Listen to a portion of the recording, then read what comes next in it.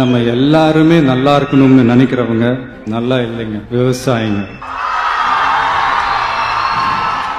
இன்னைக்கு அவார்டு வாங்கின அத்தனை பேரும் அவங்கவுங்களோட உழைப்புக்கு கிடைச்ச ஒரு பலன். ஆனால் எந்த பலனும் கிடைக்காம இன்னைக்கு போராடிட்டு இருக்கிற விவசாயிகளை நினைச்சா கொஞ்சம் வலிக்குதுங்க. இந்த உணவு, உடை, இருப்பிடம்லாம் சொல்றோம். அதில் உணவுக்கு வேற முதலிடத்தை கொடுக்குறோம். ஆனால் அதை கொடுக்குற விவசாயிக்கு பசி ஈஸியாக தீந்துறதுனால தான் நாமளும் அவங்கள பற்றி அதிகமாக நினைக்கிறது இல்லையா நமக்கு தெரியும்.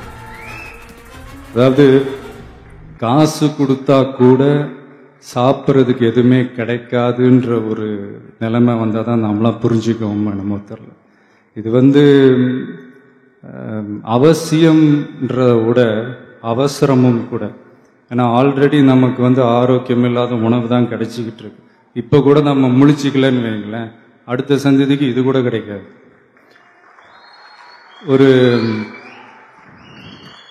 அது என்ன சொல்ற, சும்மா ஒரு எக்ஸாம்பிளுக்கு சொல்றேன். ஒரு கடையினுடைய ஒரு முதலாளி, எனி முதலாளி தான் உற்பத்தி பண்ற ஒரு பொருளை இன்னொரு கடையில போய் வாங்க மாட்டான். ஃபார் எக்ஸாம்பிள் சொல்ல போனா, ஒரு நகை கடை ஓனர் இன்னொரு நகை கடையில போய் நகை எடுக்க மாட்டார். ஒரு ஜவுளி கடை ஓனர் இன்னொரு ஜவுளி கடையில் போய் துணி எடுக்க மாட்டார்.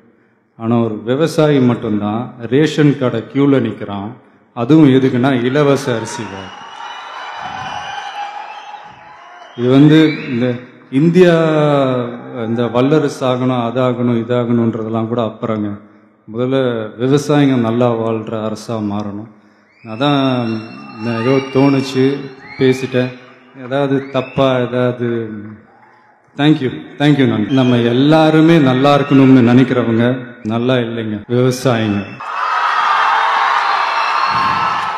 இன்னைக்கு அவார்டு வாங்கின அத்தனை பேரும் அவங்கவுங்களோட உழைப்புக்கு கிடைச்ச ஒரு பலன். ஆனால் எந்த பலனும் கிடைக்காம இன்னைக்கு போராடிட்டு இருக்கிற விவசாயிகளை நினைச்சா கொஞ்சம் வலிக்குதுங்க. இந்த உணவு, உடை, இருப்பிடம்லாம் சொல்றோம். அதில் உணவுக்கு வேற முதலிடத்தை கொடுக்குறோம். ஆனால் அதை கொடுக்குற விவசாயிக்கு பசி ஈஸியாக தீந்துறதுனால தான் நாமளும் அவங்கள பற்றி அதிகமாக நினைக்கிறது இல்லையா நமக்கு தெரியும்.